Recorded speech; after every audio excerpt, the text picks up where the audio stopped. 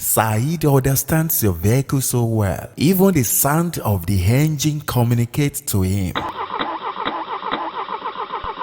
Oya, ẹ ṣáná sí, ẹ rèsì ẹ̀, ẹ yọsẹ̀ fún, ẹ tẹ kílọ̀ṣì mọ́lẹ̀.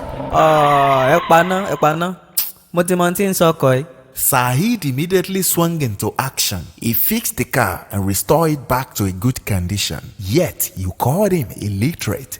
Behold that clothing material you gave to Yasilifa. She cut it into pieces. She sewed it together as a tailor. Now you have a beautiful designed outfit. Yet you call that tailor an illiterate. My grandfather was a bricklayer. I was told he built 30% of the houses in our town, including story buildings, and these buildings are still standing to date. Did I just hear you say my grandfather is an illiterate? I believe we've heard about Allah Joshomolu, who collected thrift contribution from many people for years, and he disbursed all this money without mistake. This is a man you called an illiterate. You see, I can go on and on to prove to you that the so-called illiterate are the ones who are solving problems in our society. To me, I think they are the real educated ones, because in my own opinion, I see education as the process we pass through in order to be equipped with a certain knowledge and information which would enable us to find solution to a particular problem.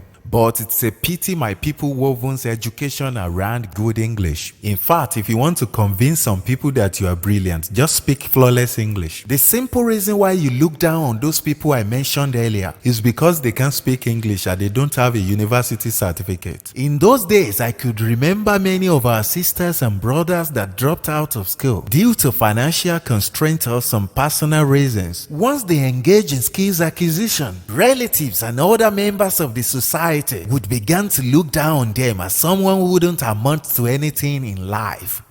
Ọmọ ìyá àbèjì mà ti rèé kọ́sẹ̀, ǹjẹ́ ayé ọmọ yìí ò ti á bàjẹ́ báyìí? If you are part of the people that reasons this way, I think you need a brain surgery to realize that functional education is the main workforce that drives a society. Stop looking down on those people solving your problems and as well rendering essential services. You are the real illiterate here, because despite all your university's degrees, you remain functionless. I celebrate everyone out there that keep exhibiting their knowledge and skills. Tailor, carpenter, welder, bricklayer, mechanics, plumbers, painters, drivers, food vendors, traders, and every other artisans. You are indeed a force to be reckoned with. Believe me, without you, there is no society. Olodumare shall reward